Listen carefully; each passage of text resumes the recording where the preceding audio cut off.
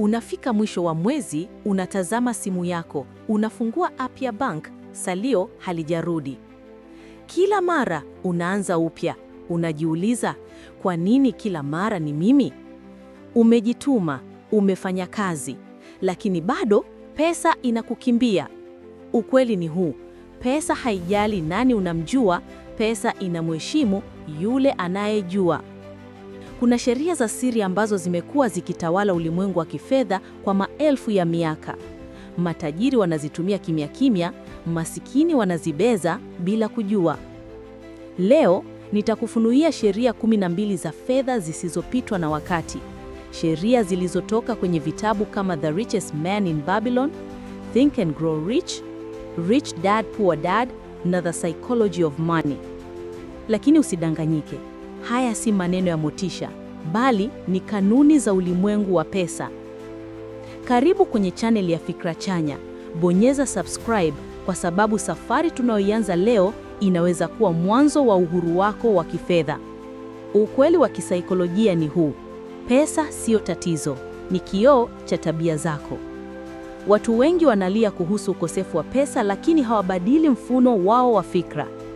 Kila siku tunalipa bili, madeni na tamaa, lakini hatulipi akili zetu kwanza. Ndio maana matajiri wanaanza safari yao kwenye karatasi, si kwenye pochi. Leo nataka usisikilize tu kama hadithi, sikiliza kama unajiwekea misingi mipya ya maisha yako ya kifedha. Sheria ya kwanza: jilipe kwanza wewe mwenyewe. Kitabu The Richest Man in Babylon, George S. Clason. Clason alisema, mtu asiyeweka akiba si tofauti na ndoo yenye shimo, hujazwa lakini hupoteza. Tatizo si kipato kidogo, ni utaratibu mbovu. Unapopata pesa, kabla ya kufikiria bili au madeni, uliza, nimejilipa kiasi gani? Weka angalau 10% ya kipato chako kwenye investment fund au akiba ya muda mrefu.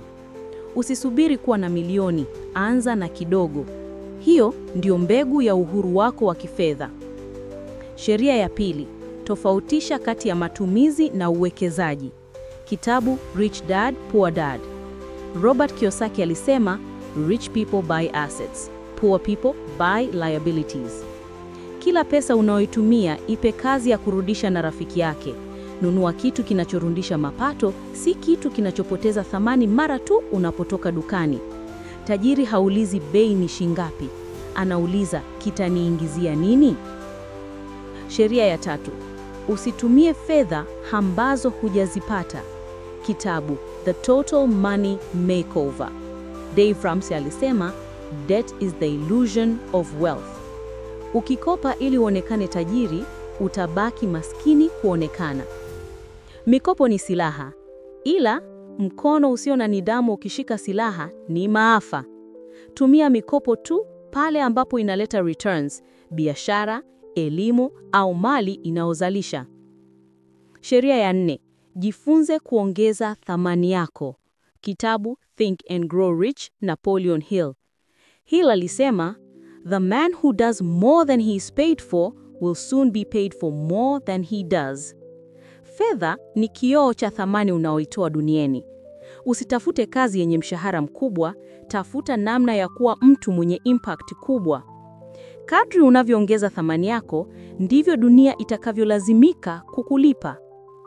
Sheria ya 5: fedha hupenda nidhamu. Kitabu The Millionaire Next Door, Thomas Stanley. Tajiri wa kweli sio anayevutia, ni yule mwenye nidhamu ya bajeti. Stanley alisema, wealth is what you don't see. Andika matumizi yako. Panga bajeti yako ya wiki. Ukijua kila shilingi inapokwenda, utaanza kuitawala pesa badala ya kuifuata. Sheria ya 6: weka akiba ya dharura. Kitabu Your Money or Your Life. Matajiri huweka emergency fund ya miezi 3 hadi 6 ya matumizi yao. Maskini wanategemea miujiza. Akiba sio pesa ya kupoteza, ni kinga ya akili yako. Ukiwa na amani, maamuzi yako ya kifedha huwa sahihi zaidi. Sheria ya 7: acha fedha zikufanyie kazi. Kitabu The Intelligent Investor, Benjamin Graham. Graham alisema, investing is not about being smart, It's about being disciplined. Usikae na pesa benki kilala, wekeza. Compound interest ni siri ya utajiri. Warren Buffett alisema, if you don't find a way to make money while you sleep, you'll work until you die. Sheria ya 9, kama rafiki.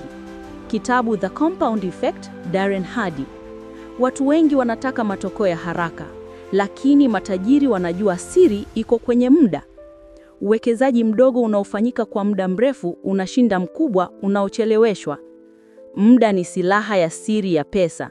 Usichelewe kuanza. Sheria ya 10, epuka kuishi kwa maonyesho. Kitabu The Psychology of Money. People spend money they don't have to impress people they don't like. Utajiri wa kweli ni freedom, si vitu. Ukiacha kushindana na watu, pesa itaanza kukuheshimu. Usiharakishe kuonekana tajiri, harakisha kuwa tajiri wa kweli. Sheria ya 11, tengeneza vyanzo vingi vya mapato.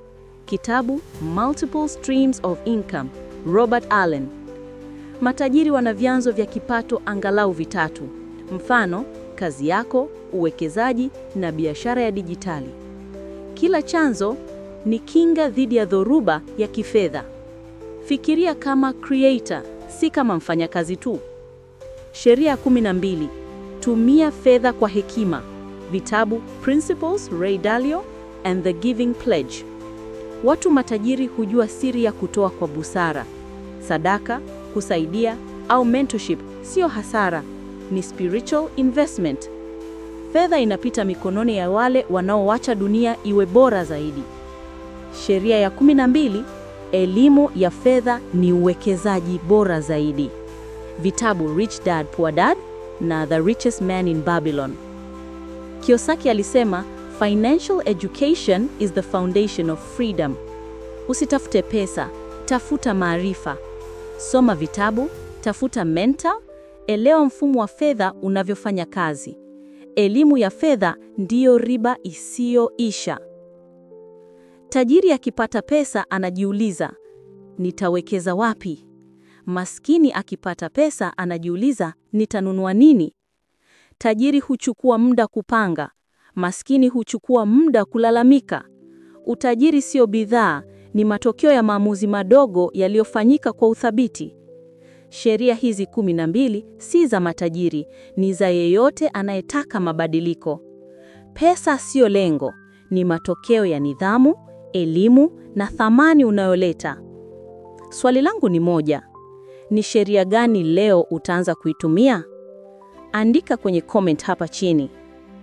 Usisubiri bahati, tengeneza mfumo wako wa kifedha. Kwa sababu mwisho wa siku, pesa sio tatizo. Tatizo ni namna unavyoifikiria. Bonyeza subscribe kwa sababu safari yako ya kifedha inaanza leo. Hii ni Fikra Chanya. Na nakukumbusha, usiwahi kutafuta pesa, tafuta maarifa, pesa zitakufuata.